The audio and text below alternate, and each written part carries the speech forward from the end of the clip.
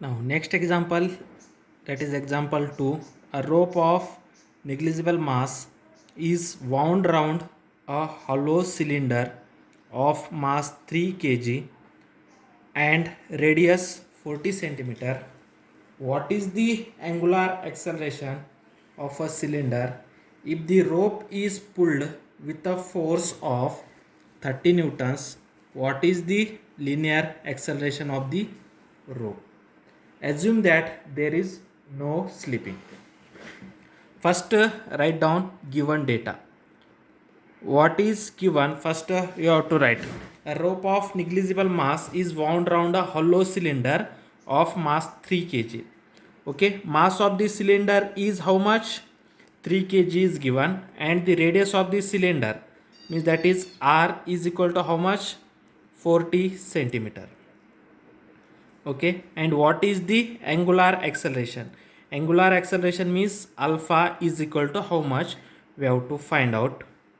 Okay, and angular acceleration of the cylinder if the rope is pulled with a force means force, that is pulling force, is also 30 newton is given. What is the linear acceleration of the rope? Also find out the linear acceleration. Okay, we have to find out angular acceleration and linear acceleration. The mass of the cylinder is 3 kg, the radius of the cylinder is 40 centimeter, and the force applied on a cylinder is 30 newton. Now see its units, mass units, SI unit is kg. Okay, force SI unit is newton, but radius, SI unit of radius, actually radius is nothing but a length. What is the SI unit of length? That is meter. Here they are giving in a centimeter. First you have to convert that centimeter into meter. Then you know that 1 centimeter, okay, means, sorry, that is 1 meter is equal to 10 centimeter. Okay, 1 meter is equal to 10 centimeter, means that is 1 centimeter is equal to 1 by 100 meters. Okay, we have to first convert that centimeter into meter. Therefore we have to divide that centimeter divided by 100, then it is converted into meter. Therefore 40 divided by 100, okay, then the centimeter is converted into meter, means that is 100 centimeter is equal to 1 meter. 100 centimeter is equal to 1 meter. Therefore we have to divide that centimeter into 100, then that centimeter is converted into meter. Now this 0 cancel, then 4 by 10, 4 by 10 is nothing but 0.4, 4 by 10 is nothing but 0.4.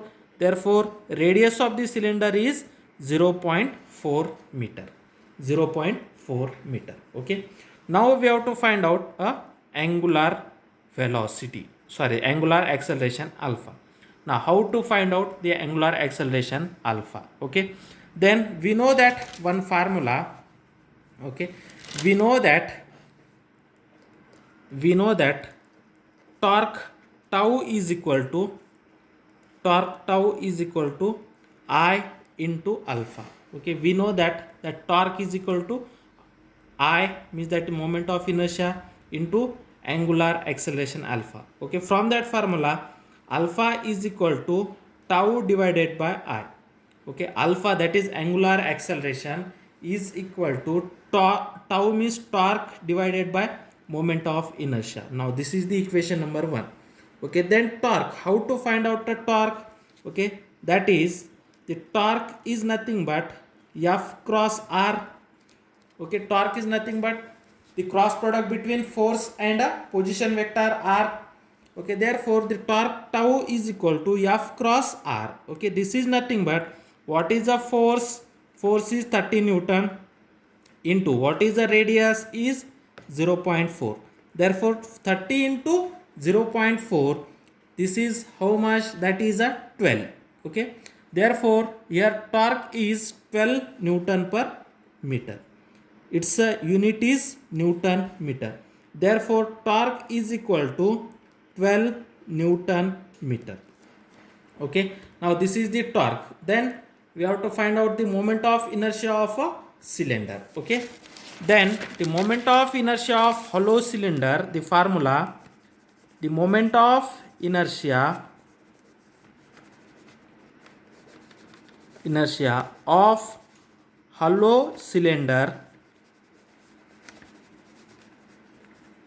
the moment of inertia of hollow cylinder about its axis, about its axis is, the moment of inertia of hollow cylinder about its axis is m r square. Put m, the mass of the cylinder is how much? 3, and radius is 0.4. Therefore put down that value. 3 into r is nothing but 0.4, therefore 0.4 square. This is 3 into 0.4 square is nothing but 0.16. Okay, then 3 into 0.16 is nothing but 0.48. Then unit of moment of inertia is kg meter square.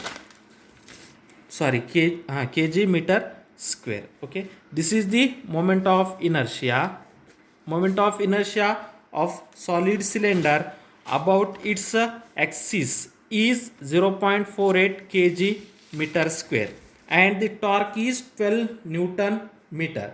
Okay, we have to put torque tau and moment of inertia I in equation 1, then we have to easily find out the angular acceleration. Okay, putting the value of tau and I in equation 1, put tau and I values in equation 1. Okay, then what is the equation 1? That is alpha is equal to tau by I. Alpha is equal to tau by I. Okay, means what is the tau value? That is 12 Newton meter. What is the I value? 0.48. 12 divided by 0.8 by using a calci, then you got a 25. Therefore angular acceleration alpha is 25, and what is its unit? That is a radian per second square. Therefore the angular acceleration is 25 radian per second. Okay, now this is completed. Now next find out a linear acceleration. Okay, now we know that how to find out. See, we know that using Newton's second law, what is the Newton's second law? F is equal to mass into acceleration. From that, acceleration is equal to force divided by mass. Then we know the force. Force is how much? 30. Okay, and mass is how much? 3 kg. Therefore force is 30 Newton and mass is 3 kg. Therefore 30 divided by 3 is equal to 10. Therefore linear acceleration is 10, and its SI unit is meter per second square. Therefore linear acceleration is 10 meter per second square, and angular acceleration is 25 radian per second square.